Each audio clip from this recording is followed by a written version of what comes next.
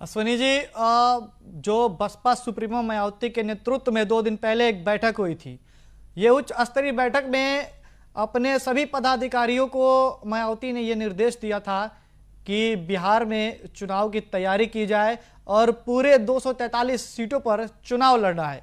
इसको लेकर बैठक हुई थी और इसके अपने भतीजे पर फिर से विश्वास जताया है। आकाश आनंद को जिम्मेदारी दी गई है चुनाव लड़ने की, तो मायावती भी जा रही है 243 सीटों पर चुनाव लड़ने। देखिए, मायावती के लिए एक सबसे बड़ी समस्या है कि उनकी राजनीतिक जो पृष्ठभूमि है वो धीरे धीरे धरातल पर बढ़ रही है। उत्तर प्रदेश में आज के समय में एकमात्र विधायक है, सांसद कोई नहीं है।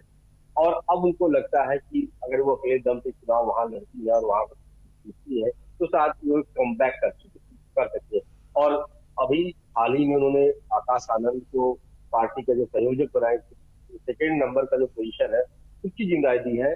और जो तमाम जो कोऑर्डिनेटर है वो सीधे उनको रिपोर्ट करेंगे और वो रिपोर्ट सीधे वो मायावती को करेंगे।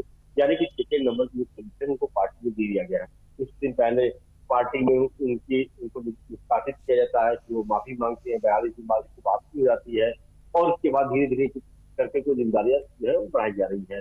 और एक उम्मीद के रूप में उनको देखा जा रहा है कि अगर आकाश आनंद वहां पर जाते हैं, क्योंकि पूरे चुनाव का जो कमान है वो आकाश आनंद के कंधों पर दिया गया है। जो कोऑर्डिनेटर है वो लगातार फिर वो करेंगे, अपनी बैठक भी हो चुकी है। लेकिन मुझे नहीं लगता कि उत्तर प्रदेश के साथ साथ बिहार में जो मौजूदा हालत है वो इतनी बेहतर है कि वहां पे अच्छा परफॉर्मेंस करे। चुनाव लड़ना सभी राजनीतिक पार्टियों का अपना एक हक है, चुनाव लड़ सकती है। लेकिन क्या चुनाव लड़ने से जो है इससे आगे की राजनीति के लिए कितना असर पड़ेगा ये भी देखना होगा। क्योंकि उत्तर प्रदेश की हालत हम लोग देख ही रहे हैं कि वहां पे एकमात्र विधायक है। और उस विधायक की अगर बात की जाए तो ये भी हम लोग जानते हैं कि किस तरीके से विधायक बने, उनका कितना वर्चस्व है, एक बड़े व्यापारी है। और तो वहां पर जो उन्होंने काम किया उसके दम पे वो सिंबल भले वो बीएसपी से जुड़ा उनका है, लेकिन हाँ, सांसद एक नहीं है, राज्यसभा की सीटें खाली है। और ऐसे में अपनी जमीन को तलाश करने के लिए मायावती अब जो अपनी ऊर्जा है, जो नई टीम है उसको अब बिहार की तरफ झोंक रही है। और ये कहा जा रहा है कि सभी सीटों को चुनाव लड़ेगी। लेकिन मुझे नहीं लगता कि इससे बहुत ज्यादा फायदा होने वाला है। अगर मायावती को अपनी सीट फिर से मजबूत करनी है तो सबसे पहले उत्तर प्रदेश के अपने संगठन को मजबूत करना होगा। जी जो सबसे बड़ा अश्विनी जी, संगठन रहा है एक वो आखिरी सवाल। उसको मजबूत अश्विनी जी, एक आखिरी सवाल। बसपा सुप्रीमो को क्या अपनी पार्टी बचाने के लिए जमीन पर उतरना चाहिए और अपनी उनकी जो पार्टी का पतन हुआ है उसको बचाने के लिए मायावती को कितना मेहनत करना चाहिए जमीनी स्तर पे?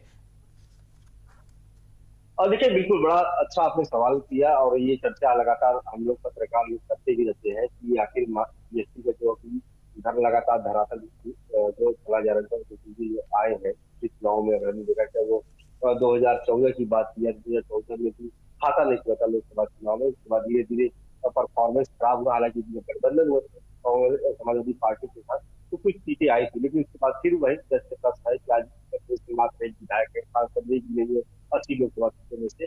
तो ये कहीं न कहीं जो बीएसपी की रणनीति है उसमें बदलाव करने की जरूरत है। आकाश आनंद जब आए थे लोकसभा चुनाव के समय उनकी लालची हुई थी, उनके जो तेवर रहे हैं वो एक बार लगा कि बीएसपी के लिए एक ऊर्जा साबित हो सकता है, एक बड़ा पॉजिटिव नजर आ रहा था। लेकिन अचानक से ये हुआ कि आकाश आनंद को प्रचारों से दूर कर दिया गया, फिर धीरे धीरे पार्टी से अलग किया गया, फिर पार्टी में वापसी हुई। तो अभी आकाश आनंद के साथ साथ मायावती को धरातल पे निकलने की जरूरत है। क्योंकि मायावती के साथ आज भी अगर देखा जाए तो एक बड़ा वोट बैंक उनके पास अपना है।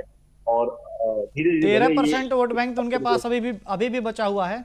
बिल्कुल निश्चित तौर पे कि 13 से 14% जो वोट बैंक है वो बीएसपी का अपना खुद का है।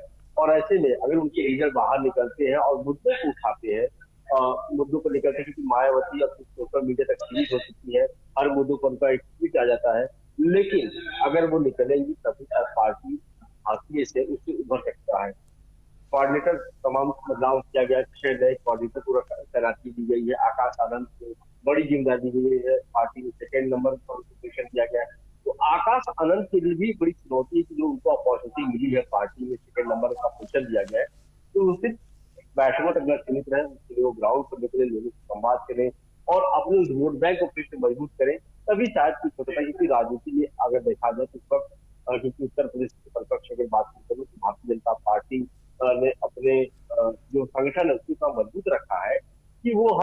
भेजने में बड़ा आसानी से किसी को दे देती है। लेकिन बीएसपी का जो अपना एक संगठन रहा है वो धीरे धीरे धरातल समाप्त हो चुका है।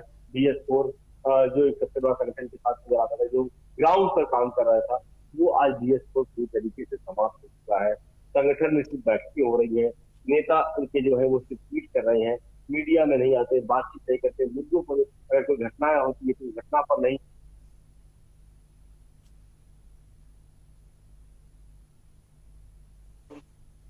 प्रभाव नहीं पड़ता है।